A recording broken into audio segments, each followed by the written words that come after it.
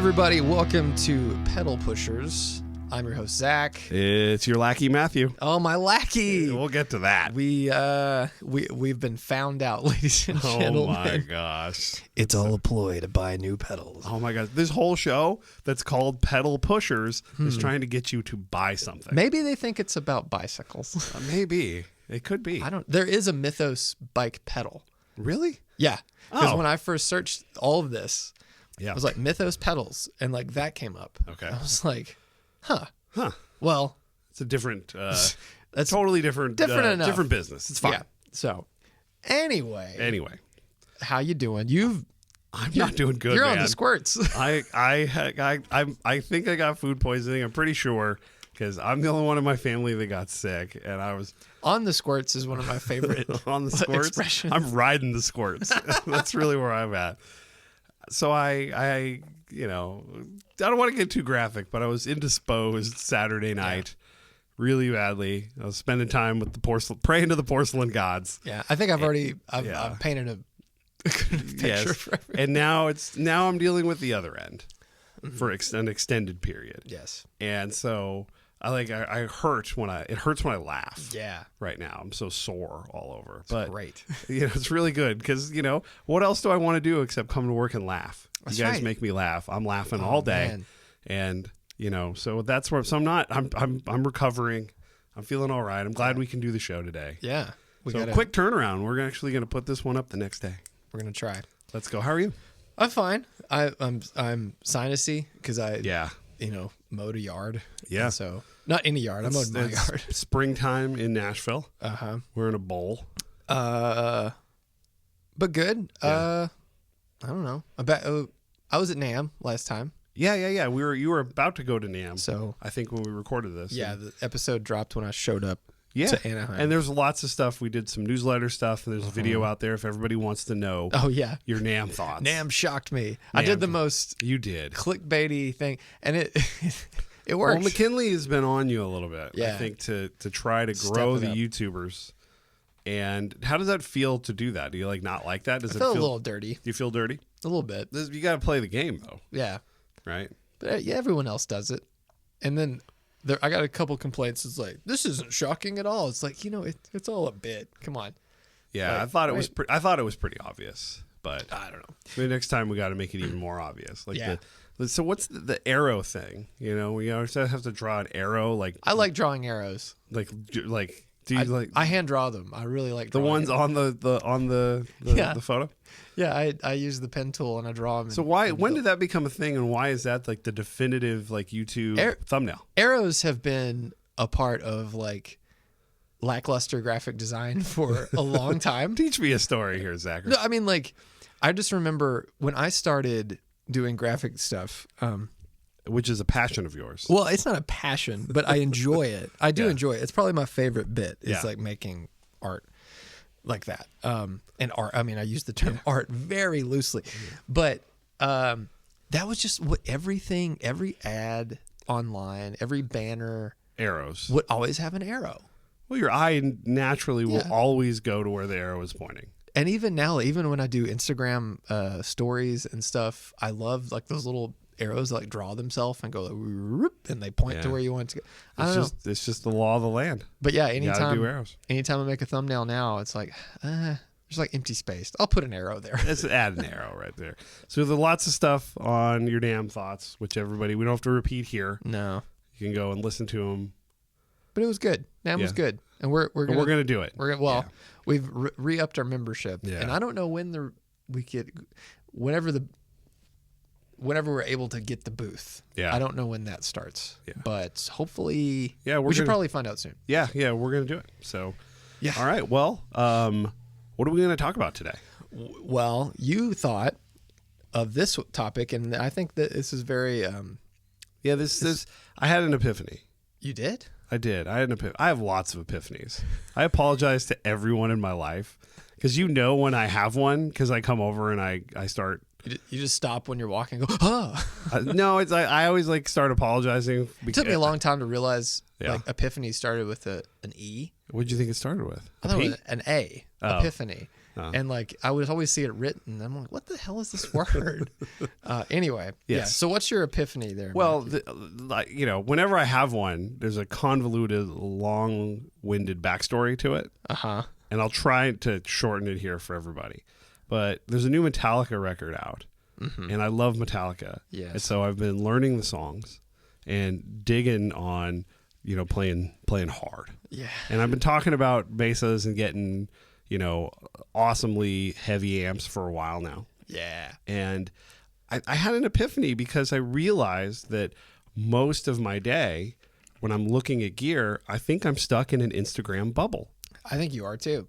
Well, I think a lot of people are. I think a lot of people are. And what I mean by that is I think that when we, sort of get trapped in the feedback loop of what modern technology does for us on the internet, which is show us what it thinks we want to see, then we get stuck looking at the same stuff over and over again. And since I've been in what I would call a boutique bubble, since I started working at Lawler Pickups back in the early 2000s and 10s, where I started a lot of their social media. I started their Facebook. I started their Instagram. When it didn't exist, and I created those things for them. Right. And then, you start following other brands. And when you're at Lawler, you're following all the brands that are building stuff with your pickups. And that's a lot of boutique-y stuff. A lot of bougie stuff. Which is cool. And then it's very popular now. A lot of people are using them. And so you kind of steamrolls for there. And I'm following stuff. I'm over at Novo. It's Novo, it's Benson, it's Two Rock. It's, and then you end up kind of just seeing a lot of the same stuff, the same pedal makers. And you get kind of trapped a little bit in a gear bubble where the players that you see and the style of guitar that you see is very similar, because the only new stuff they're recommending is the people that you follow, that they follow. And then, I don't know, like I had realized at some point, and a very specific instance, which I wrote down here, when I realized that I was sort of missing some exciting things in my life. Yeah. Of things that I really liked, but I really wasn't being exposed to it very much anymore. Right. Yeah. And do you think, like, before I dive into that specifically, that's a real thing that you've experienced yourself? Oh, yeah. Because even when I was at NAMM, and this is something I haven't talked about, I went out to dinner with Jam and Mick from that pedal show. And we were just talking about, all the brands. And I was like, I never see this. And they're like, what? I see that all the time. I never see this. I'm like, oh, I see that all the time.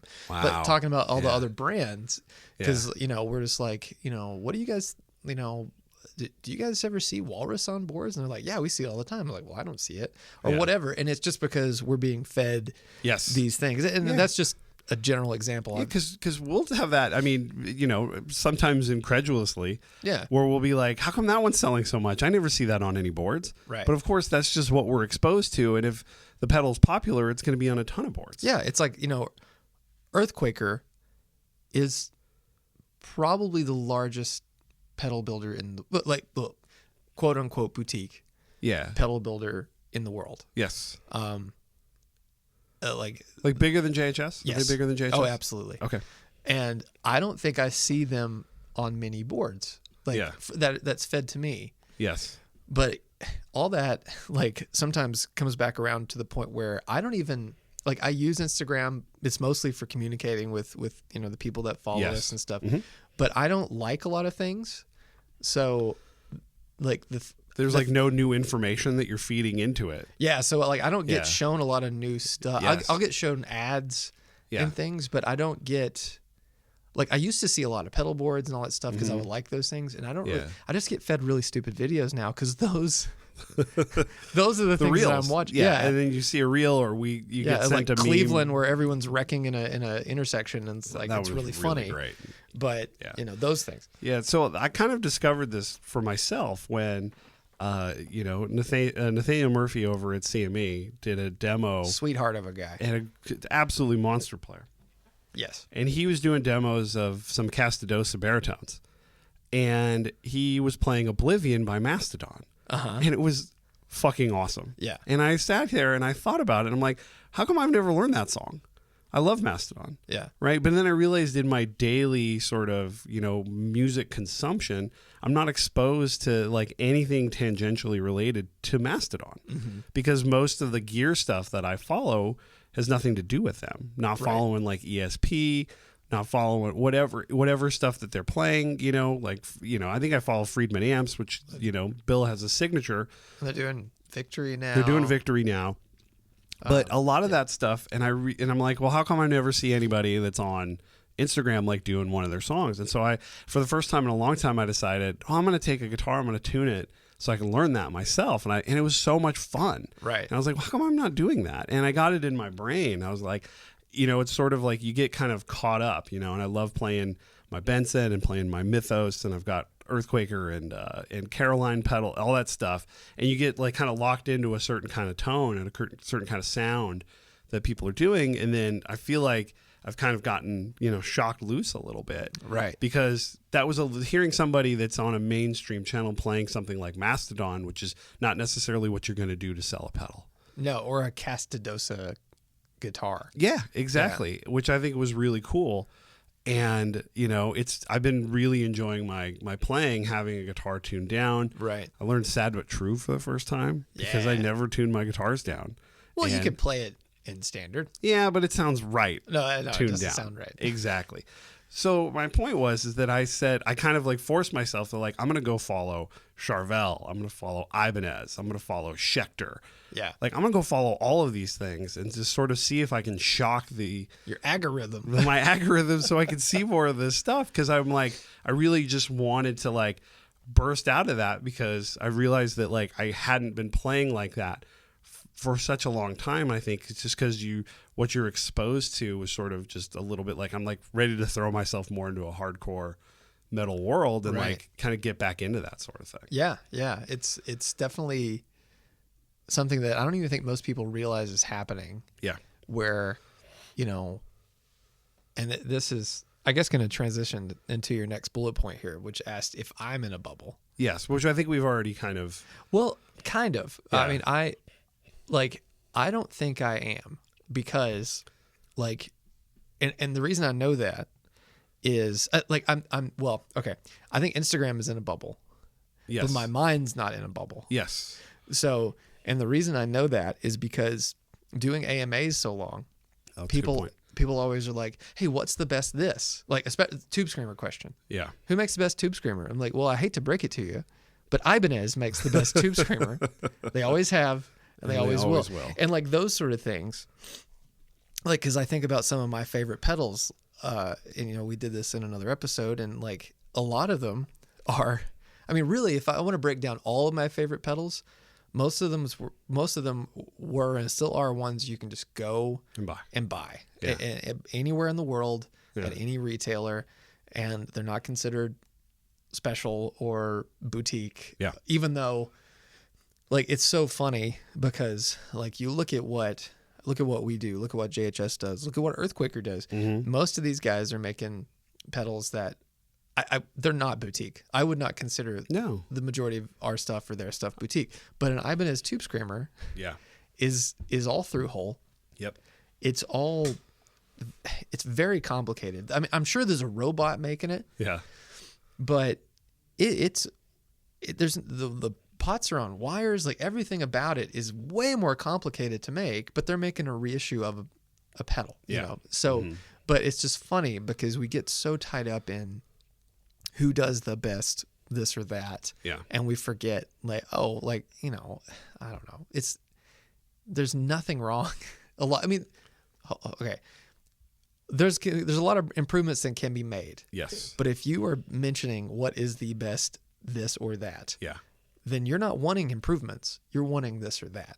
And like most of these companies are still doing that, knocking it out of the park. Yeah. And you feel like that since your brain is sort of stays in that space, that it keeps you out of a boutique bubble. A little bit of like the things I desire and the stuff that I want, because I don't know. I mean, I definitely feel like I miss a lot of the more mainstream stuff, but that's not for lack of interest, It's just that's kind of what I'm getting at here is that like, is this part of this? I might have blinders on. Yeah. Too. But I think it's a lot of it's what you're exposed to. And if we're curated to the point of a negative sort of experience, right? To where like, I was thinking about this because, this is the first Metallica record in 7 years. In 2016, they had a record come out. That was like right when I started working at Novo. Right. And I wonder like why my brain didn't get sort of rewired then, thinking about those songs and everything. I think it's probably because I was so, encrusted into that world where you just get so like caught up in like one very specific thing. And if like you're into it and you're following all the people that are buying your guitars and all the people that are putting out demos of your stuff and it's only showing you that stuff, then you see where that sort of can go downhill, and you're just sort of like, and then where that could kind of like, like you said, it's like it's forced blinders. It's like, it's not that you're cutting yourself off from looking at really cool gear. It's basically that you just don't even realize that you're not being shown that stuff. Yeah. And the algorithm might not even be showing you the stuff that you're following. Right. That's different because it's so curated now. Because people complain all the time, like, well, I don't see posts from brands that I'm following. Sure. Which is super weird. Yeah. It's interesting. And I do think that a lot of people just, I think a lot of people have succumbed to the algorithm showing them, completely changing their own personal tastes. And, like you see people playing guitars and like, like I'm you trying not to talk some shit? I'm trying not to talk shit. Yeah, I know. I can tell. I always know when you're trying to figure out how to say it. I don't want to be mean. We're not being mean. I think this is trying to diagnose something that might be a problem that people might not know is happening. I think it's like pedals. I feel like it's kind of, well, it's not okay, but like I think it's there's a little bit more of a leniency with stuff. But I feel like with guitars, I think the guitar Instagram bubble. Yeah. Well, they make people die on a hill for like this or that. Or it seems that way to me. Like, what do you mean you don't like that? It's like, well, I would just rather buy a Fender or something. Yeah. And it's just interesting how people become so entrenched in brands. Yeah. And then the algorithm just enforces that. And it, like, I don't know. Yeah, I'm trying not to be mean. Well, it's not being mean. No, we don't. I mean, well, we can kind of go from that point. From that point, and I think that I have not necessarily a unique take on it, but being in the Novo world and being sort of encapsulated in it. You were the curator. I was. I was a dealer. Yeah, I was getting high on my own supply you're too. Like shaking that little bag. But I will say that this is part of this bubble breaking. Is me breaking out of the idea because I was so. I mean, it's essentially being in a monogamous relationship. And now I can fuck whoever I want. Oh my God. And now I'm really excited to go out there and, hang dong. I am. And so I think it's just sort of. This is going to be a extra large explicit on the a very extra large explicit. So the point is that like, it's a double whammy. Not only am I breaking out of a bubble, but one that I created by being the person that ran the Novo Instagram for 7 years. Yeah. And so for me now, like getting into like looking at going like, maybe I should get an ESP Sparrowhawk. Yeah. Because I love Bill from Mastodon and it's a bitchin' guitar and I can play metal on it and I will look and feel cool. Yeah. Right. Well, that's what it's all about, right? And we'll get to that point. Because I have a bullet point that says Zach and Matthew are shredders now. But what I want to talk about a little bit is like, where else is this bubble? We focused on Instagram because I think that's the most obvious one for gear. But where else is it? Because I think there's a lot of like, how does YouTube? Do you think there's a YouTube like bubble that's similar to Instagram, or do you think it's different? I mean, there has to be something, right? I mean, like YouTube is so like immediate in how it reacts to exactly what you just watched. Yeah, like it's scary, and it's so difficult when my when my in-laws come into town because my father-in-law just likes to. He sits and watches people play bowling or people bowl and then play pool and so just your YouTube algorithm just gets wrecked. It's wrecked for like a month. It's like I don't want to see Efrem Reyes in the Philippines shooting pool. Like he's great and that's cool, but like it's so funny too because like the quality of video he watches, and this is kind of besides the point, but it's an interesting topic. Is like he'll watch things that's just filmed with like a really low quality like camera with like the camera mic and it sounds horrible, it looks horrible, doesn't care, and he doesn't care, which is fine. I mean, like, there's, not everyone has fancy stuff everywhere, and I get that, but like that, the quality of video that's fed to us after that is also a lot lower. Oh no. But yeah, I do think on YouTube,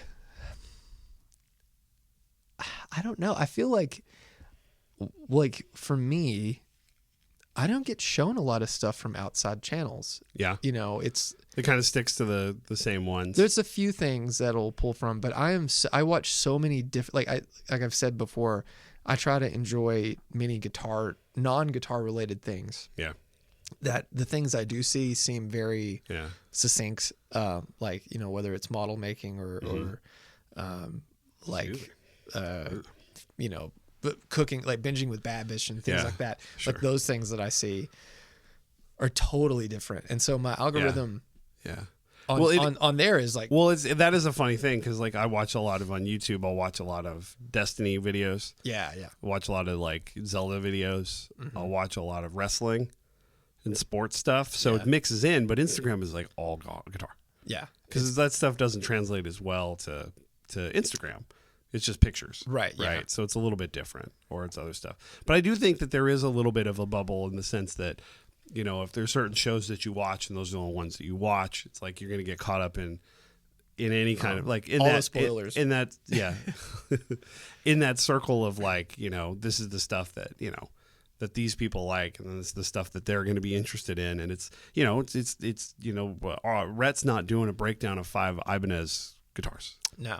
Right. And that's not his style. No. And there's other channels that are going to do that. I want to be exposed to those people too. Right. Yeah. And I think that's sort of like, that's what I'm talking about. You really have to go out and find it. Yeah. And it's hard because like we've built this history, be it on any platform, of telling them exactly what we like, whether it's like how it's shot or the personality in it or the type of music. Yeah. That it is kind of difficult to like, it's very intimidating to say, okay, I'm going to go like when I've tried to go and learn about camera stuff. Yeah. It's like, oh my God, there's an infinite number of people doing this. Like, where do I even get started? To the point where sometimes I just give up. Yeah. Who do I trust? Yeah. If I'm going to jump into this, because you've got your guys that you trust now. Yeah. Where you're like, I've been watching these videos for long enough and I understand what they like. And so I'm gonna be able to trust them, and then I'm gonna jump into a completely different genre or a different hobby and go like, well, where do I go for all this stuff? It's just where I kind of get to, and I have Spotify playlists on here too, because I think that's another like totally curated.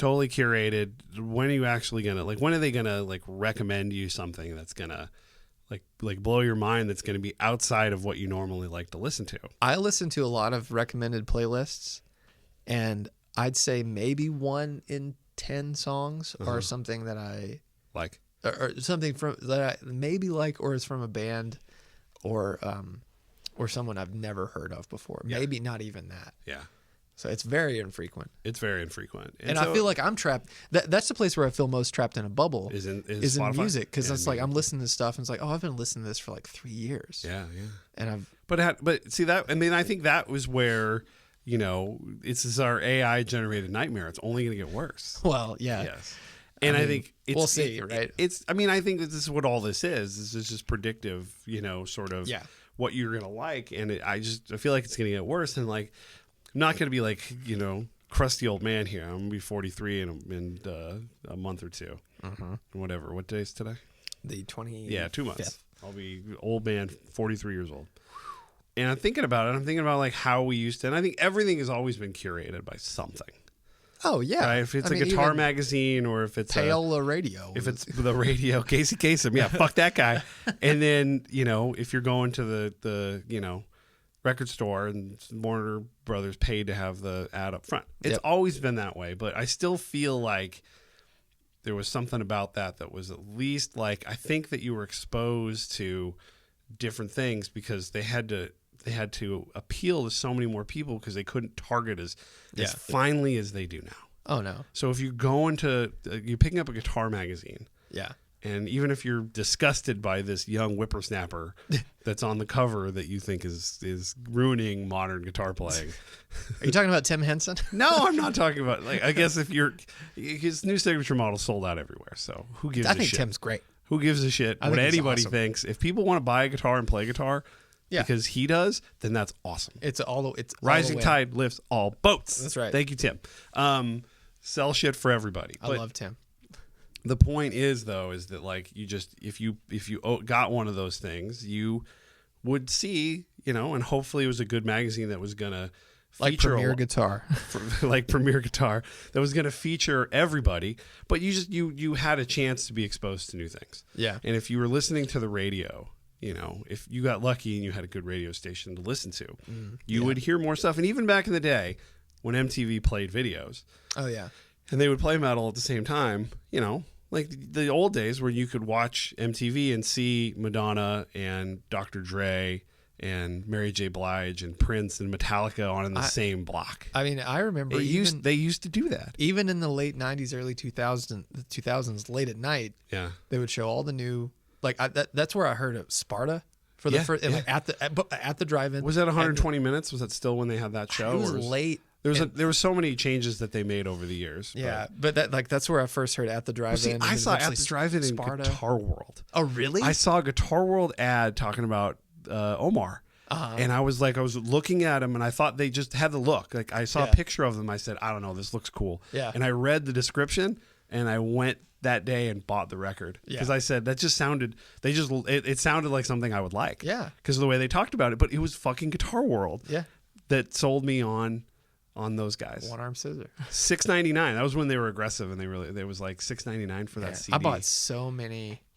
$6.99 for a CD. It was the CD of their first record. That seems cheap. They were aggressive with it. Like, I think they really wanted to sell. Like, they were going to be. Most CDs were like $10. These guys were going to be the guys. Like, that's part of the reason I think they fizzled out, is because everybody was like, this is it. This is the band everyone pinned all their hopes and dreams on. Yeah. To be the next breakthrough alternative, like, big act. Yeah. And they had it. That first record, the record's amazing. Yeah, it's good. Yeah. I like Sparta, and then I like the first couple Mars Volta records a lot more personally than Relationship to Command. Yeah.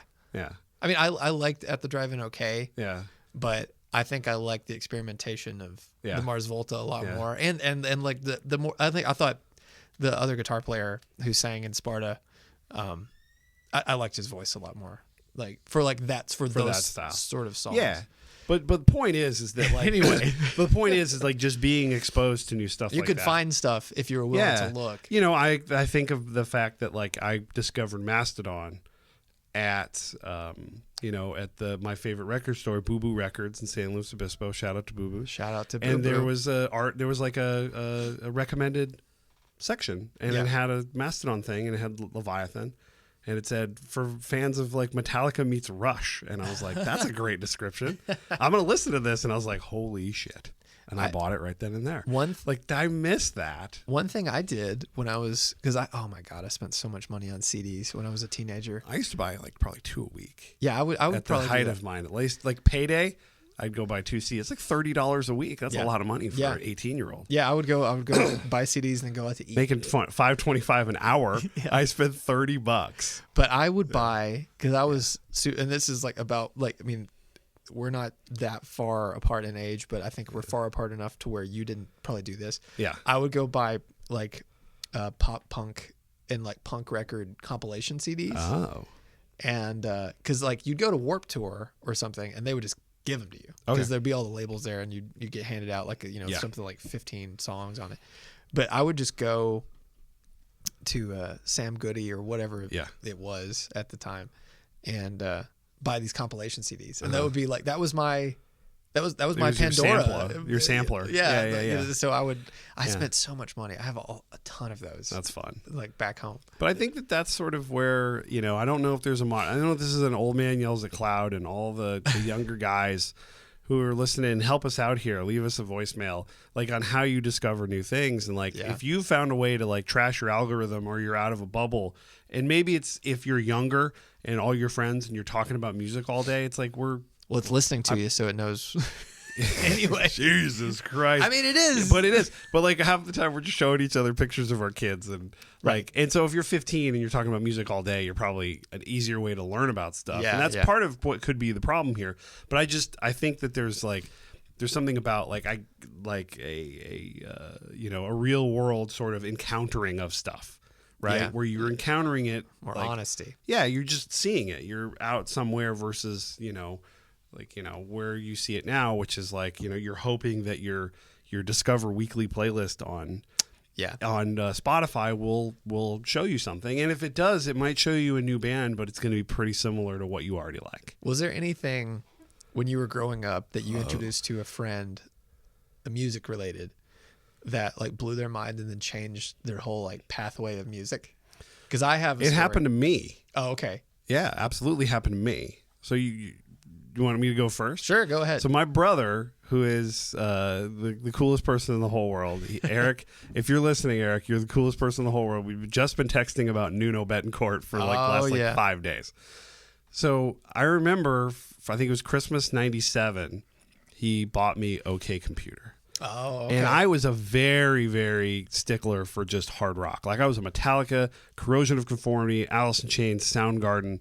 I was like very traditional, very like hard rock. I like Tool and Primus, but it was like I was like a stickler for I was not a pop fan or a kind of alternative fan at all, really. Yeah.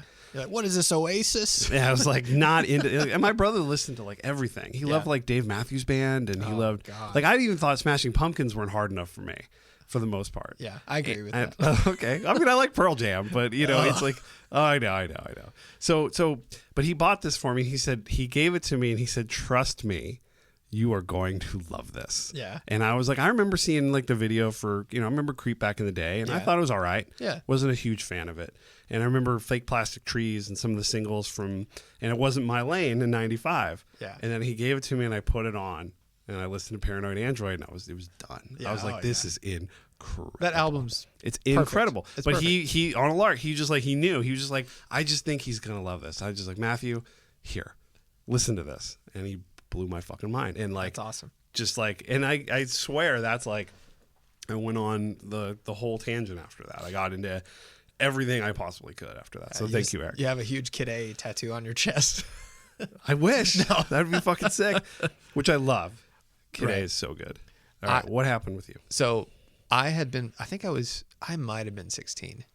I'd been playing guitar for a minute, and I bought, because all my parents and my parents' friends were like, you have to go get Live at Leeds by So The Who. good.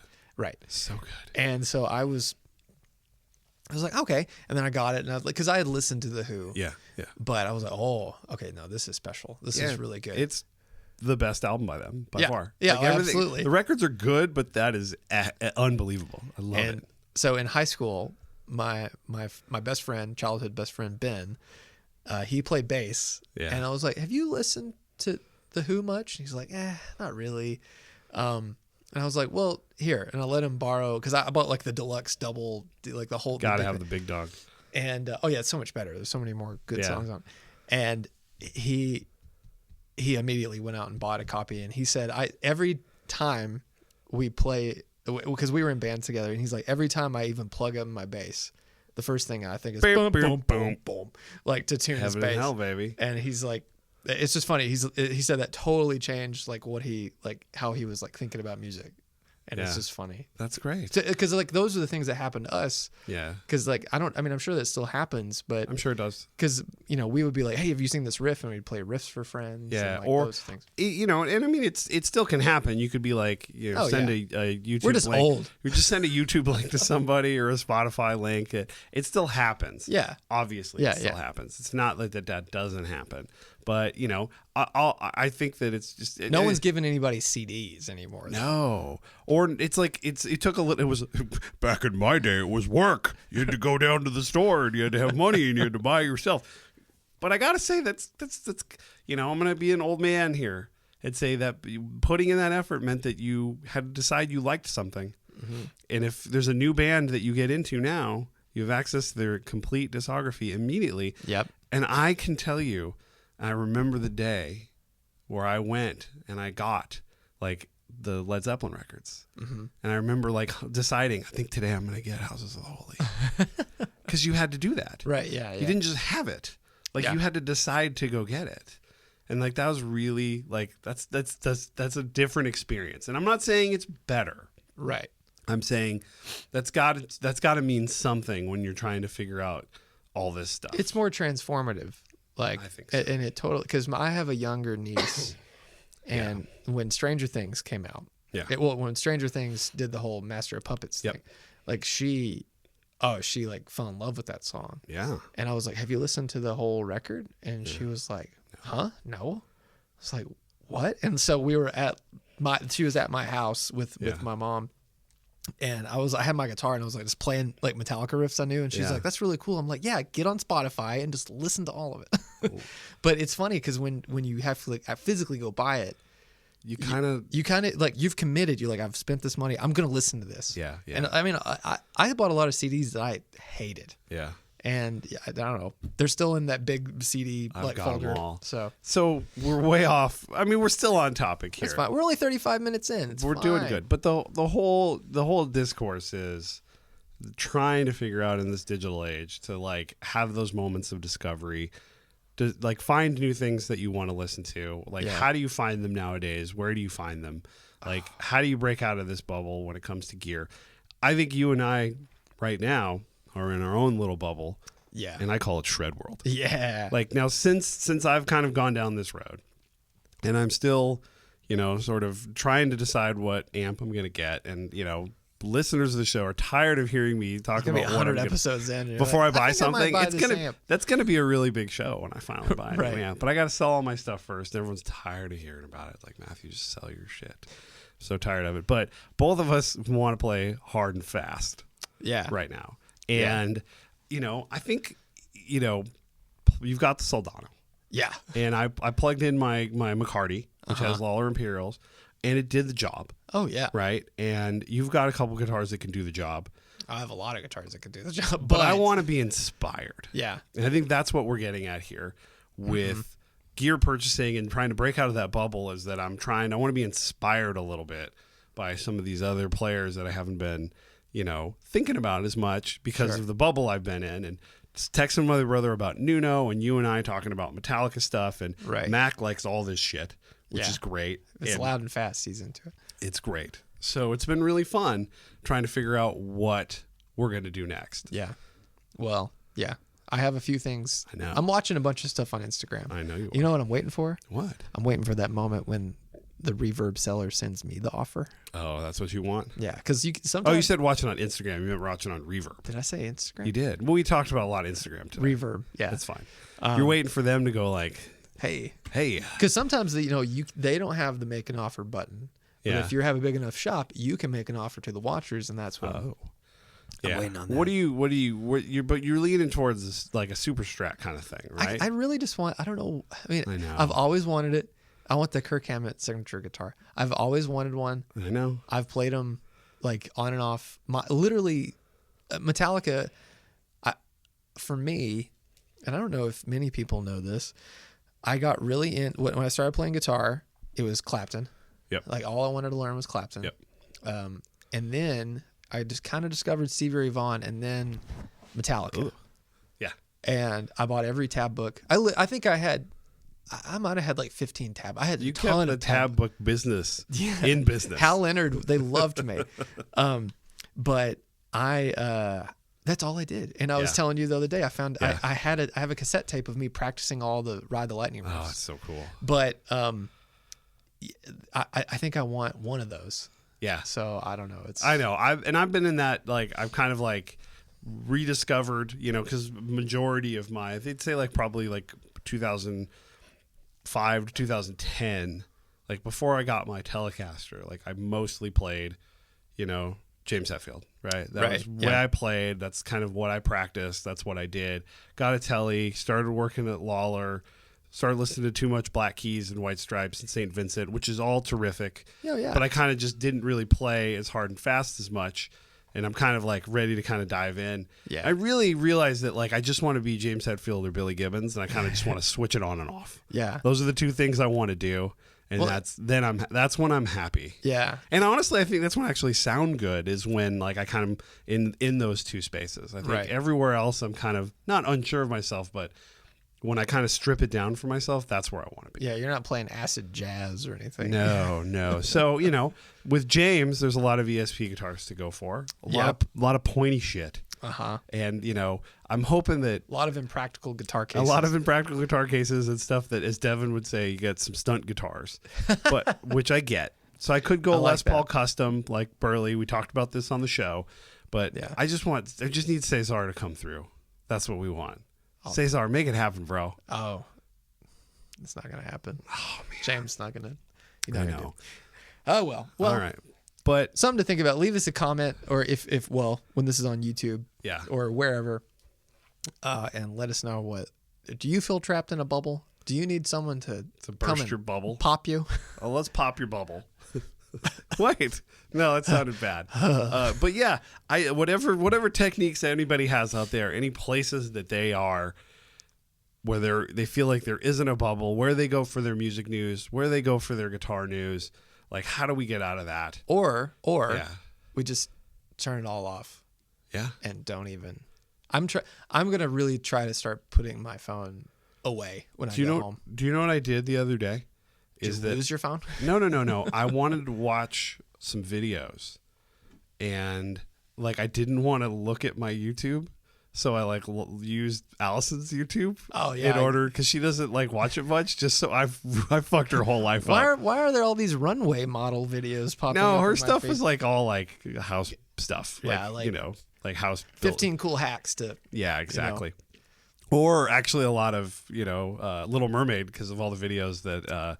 Little Junie makes her watch. But so I wanted to watch some Metallica videos, but I just didn't want to look at all. I just didn't want to see anything in I didn't want to get trapped into like, oh, there's a new the trailer breakdown for the Legend of Zelda Tears of the Kingdom. Right. 48 minutes. Sweet. Oh, God. I was like, I couldn't do it. It's such a distraction. Yeah. So I was like, I just wanted to watch, a couple Metallica things. And so I need like a YouTube incognito is what I need. Just have a guest account. Just go to guest. That's what I need to do. But then you have to like type everything in. I know oh my God.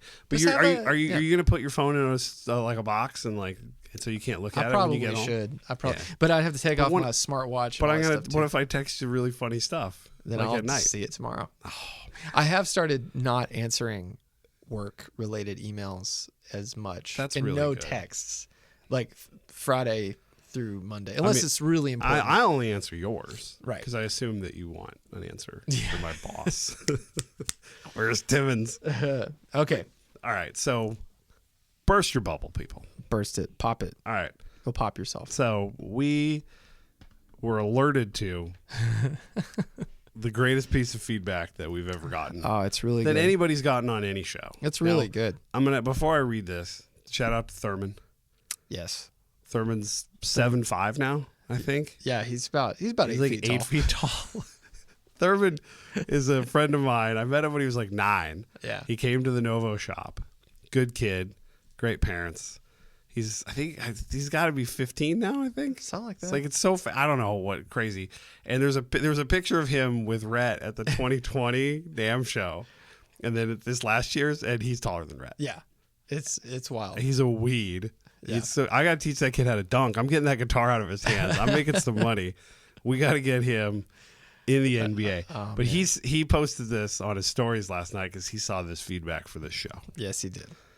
So you want to read it? I can read it. You read it.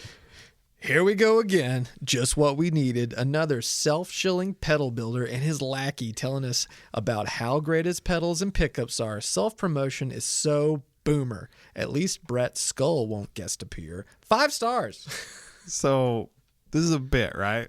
Well, he didn't type 5 stars. No, he didn't. But he rated us. He did us rate us. So I wanted to keep that in there without this rundown being too graphic intensive. I think it has to be a joke. The Brett skull is the giveaway. Yeah. Because that's you have to know the lore. Yeah. To know Brett skull. Yeah. Yeah. Unless this guy's just a professional hater and listens to everything and hates it. No, I think Brett Skull is the giveaway because like he gets Brett Schull, or Rhett Skull with a C. Skull. And Rhett Schill is a joke too. And Rhett Schill is a joke. So But Red Shill Red Shill's a gear page dig. But that could also be that could have been a genuine. If he said Red Shill there, then it could have been a genuine. Yeah. But if it was any other normal misspelling or misinterpretation of Rhett's name, then I would be like, this guy means business. But Brett Skull, it's a good bit. I love the idea that we're not supposed to. I mean, we don't talk about Mythos pedals that much on this show. Not really, and we talked about my pickups once. Yeah, but this was, I think, reviewed after the first episode. Oh, was it? This was from February. It's been there the whole time. I know. I didn't know. You got to go to the Apple page and to look at it. I tried to look at it. Tried to look at the other reviews because there's a few others. Is there other reviews? Yeah, but I couldn't. Or other ratings. There's other ratings, but I don't know if anybody else left a review except this one. I don't know. But they had a handle, and I did try to figure out who the person was. Man, did you find him? Yeah, I did. Yeah. Yeah. Just if you could, do you know who it is? I mean, I tried to see if it was the guy. Did you get his address? No. Have you found the website where you can send people animal feces? What? You haven't seen that? No. You can you don't even have to you can mail them money, like cash money and an address, and they will box up poop. Dung, yes. Do you get to pick the animal? Yes. Okay. It can be gorilla. It gets all sorts. They must work at a zoo. And they will ship it to somebody in a sealed container. And there's a card in there that says, want to know who sent you this? And it's stuck in it. And you have to unseal it to get it out. And it says, we'll never tell. Jeez. I really want to send some to some neighbors. Yeah. So. Wow. I had never. What were we talking about? We were talking about how we got a great review. Well, if somebody's doing a bit, it's funny. I like it. Yeah. I am proud to be your lackey, Zach. Oh, thank you. I really am. I'm proud for you to lack for me. I will lag for you. We need to self-promote more, I guess. Yeah. Buy more pedals. Pedals are good. This is what you do. This is the game you play. And we enjoy it. It's content creation. Yeah, it's fun. It could be this or more clickbaity YouTube thumbnails. Yeah, what do you want to do? Nobody's forced to listen to this. No. Please, nobody listen. It's terrible. All right. All right. Well, we already talked so much about our shred-tastic nature now. Yeah. That what are you buying and what are you selling is mostly about that. Do you have a leader in the clubhouse for what guitar you want? The Kirk Hammett guitar. Why aren't they going to do a regular version of that guitar? Huh? What do you mean? Like a regular, because they did the greeny one, the fancy greeny. Right. And they have a greeny standard, like a 3199. Oh, no. Greeny. I want the LTD. Oh, ESP. you've been looking at that Flying V2. That's why. Yeah. I'm not. I know. I can't do that. $14.99. Jesus Christ. Yeah, I mean, I could. I mean, not $14.99. 14,999. 14,000. Yeah. That would be like a serious investment. Have to move money around and then have to explain to my wife why I always say, I think we should try and save more. And look what I bought. Yeah, but Kill 'Em All fucking rules. Oh my God, I love this album. Honey. You're talking about one of the KH2s? Yeah, I guess the 202 is the bolt-on with looks like a more of a satin neck, and then the 602 has the set neck. Yeah. I don't know.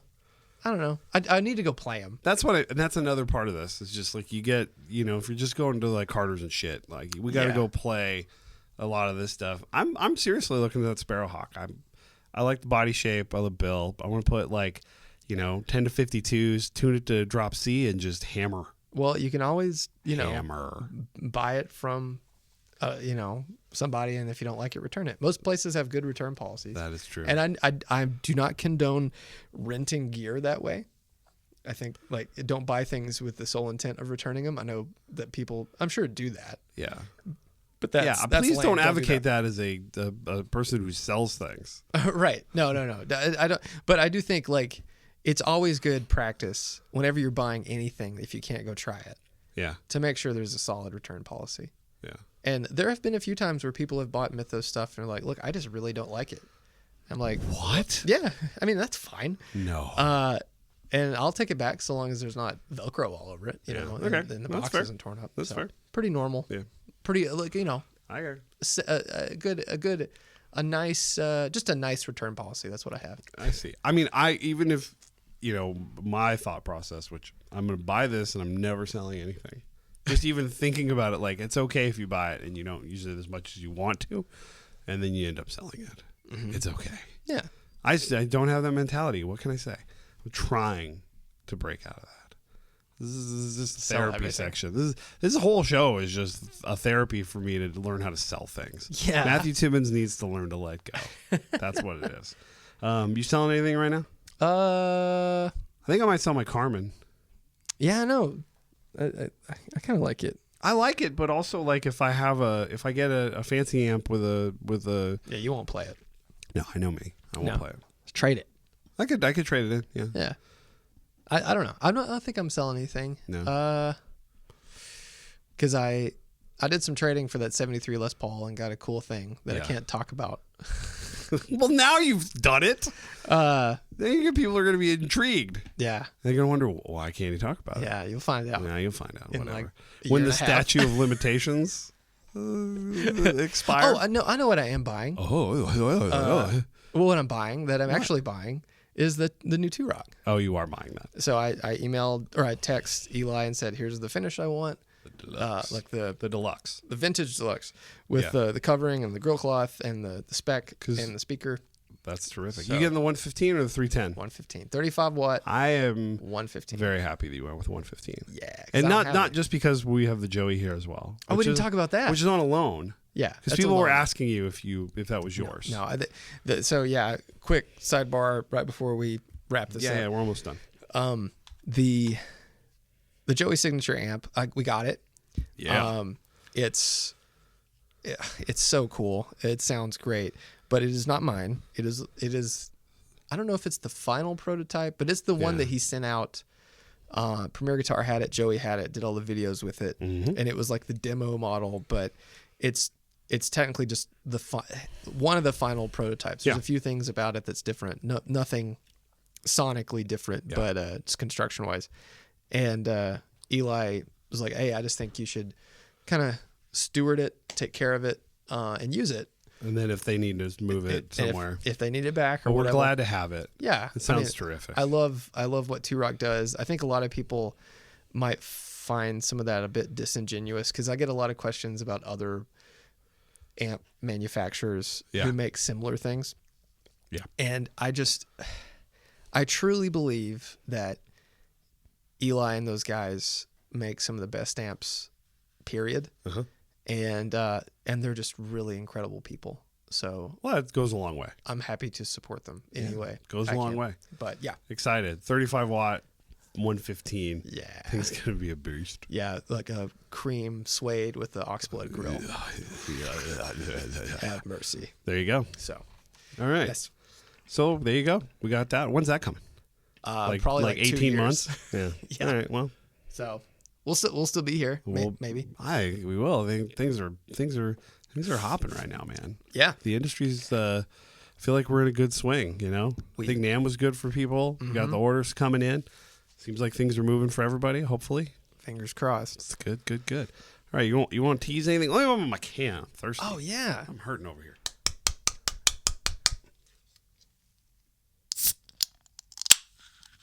All right. That was a good one. That was good. There's There's a lot of metal noise. from the the lip. metal noise. There's just no fizz with the LaCroix over the Krog. No. Yeah. Yeah, I want my eyes to water, but I do prefer the taste. So, but that's just me. I'm the only one. You are the only one. Well, in Morgan. Well, then that explains why you buy it. Well, yeah, Because the two of you like them better. we prefer it. Yeah. And we solved that mystery. yeah, and I don't. The Kroger's near the shop is a madhouse, and Publix is right by it Yeah. the way. Yeah. So that's why Makes I go. sense. Makes sense. Yeah. I have this down here. I don't know if you want to tease it. We got the enclosures in today for this. So Why don't we it's up tease to you? the last part of this and say there is something coming Okay. that's going to be miniaturized? A smaller version of something they might be familiar with. Yeah, and it's been big, and it's been all sorts of. It's been all sorts of places. It's been everywhere, man. It's been everywhere. It's big and now it's smaller. And now it's small, and it's red hot. So There you go. There you go. Another show in the books. that's it. That's Well- it. What it? Ah! Ah!